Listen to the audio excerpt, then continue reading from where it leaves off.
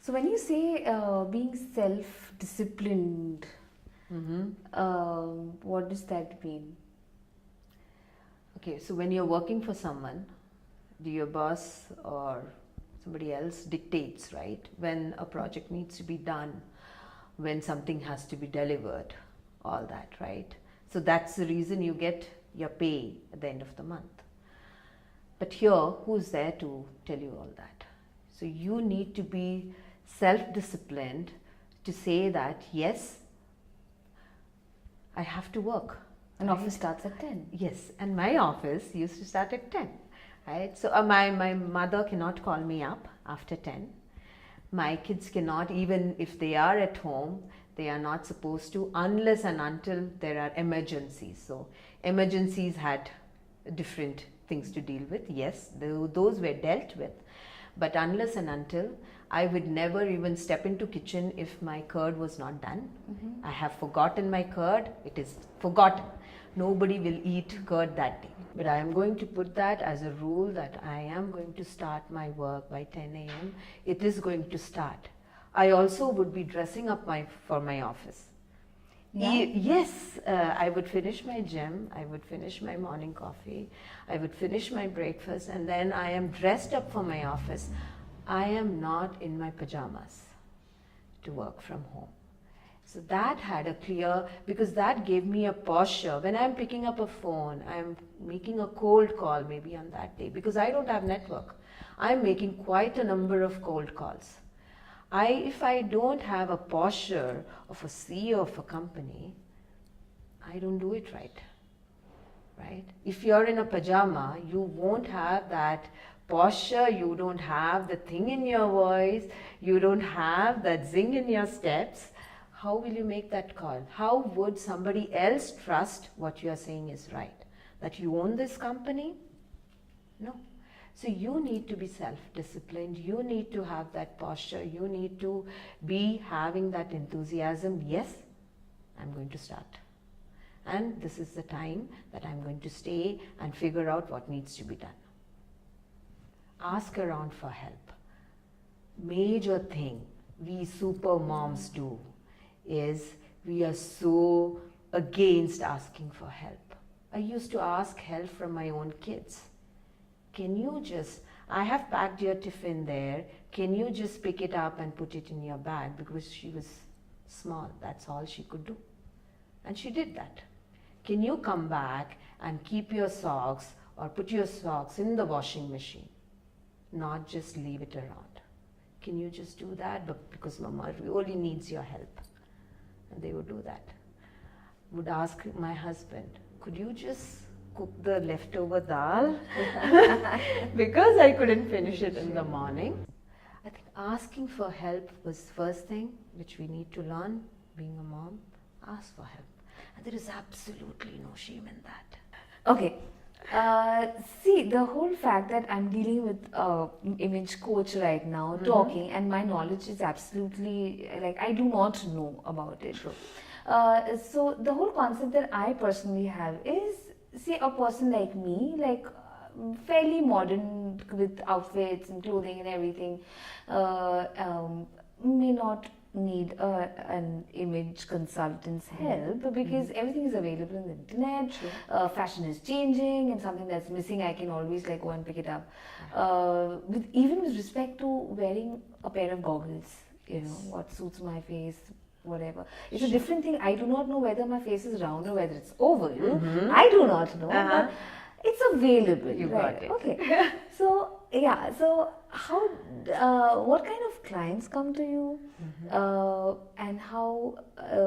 Yeah. I mean, basically, what kind of clients come to you? Okay. So the clients who come to me, sorry to say, they are completely or aware of or are net savvy or net literate, if you can say, or Google literate. You can YouTube how to do your makeup, you can YouTube how to drape a sari, you can YouTube how to dress your body type, right? But do you know what is your body type? Do you know what is your skin color? Do you know what colors will? Yes, there is information available, but do you know how to use it for yourself? That is something which is missing. That is where they need more of expert advice or some help in saying that, yes, the way you can do your eyes is this way because that works with your eyes. That works with your time schedule. That works with your profile. That works with your lifestyle, right? But that information is missing when you just search out for information, right? Because it's not personalized. It's not for you. It's for everyone in general, right? So you need to have a basic information about your strength and your weaknesses so that you know how to use the information that is available to you. That's the only link which is missing, and that's what I'm filling in. You also said that there is a lady, there's a client who came to you and said that her dressing was affecting her business. If you can elaborate. Yeah. This is applicable to most of the time to every entrepreneur out there, a founder or somebody who's trying to brand themselves. You may have been an employee. You may have been a housewife, a homemaker. You have just delivered a baby, or you're just planning to get married. You have a certain image that you have been projecting. But suddenly now you are an entrepreneur, you are running a company, you have a product or a service to sell, to market. But looking at you, would I trust you? That you can provide me with that service, or you can provide me with that product, what you are saying that will help me, right? So that trust, how would I trust on your expertise, is when you need to build that image, right?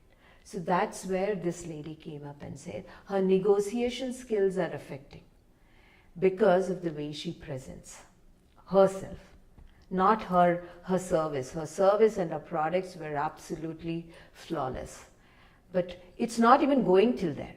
So I'm judging, or anybody else is judging the moment she enters the room. I'm already judging. Is she confident enough? Is she ready to take the risk? Will she be able to deliver? So that is what was needed in her. How to build that confidence in her look. Not just in her products, in her look, or how she carries it, or how she talks about her own products or services. That's, I'm cutting you here because just as another human being, it makes more sense right now because, whenever I personally go to a salon, I choose the hairdresser who has spiky hair, who has green and reds and blues, and somehow from within I feel कि नहीं इससे बाल कटवाती हूँ ये बंदा अच्छा है. Because he knows. Now it makes more sense because he presents himself like really well, and maybe there are 4 other people who might be good or not good. I don't know, but then you don't get attracted to them. Yeah. So my first, like how you asked me, how do this founder, she had these issues. It was not just a founder. There was another girl who came up to me who had a nursing degree in her hand.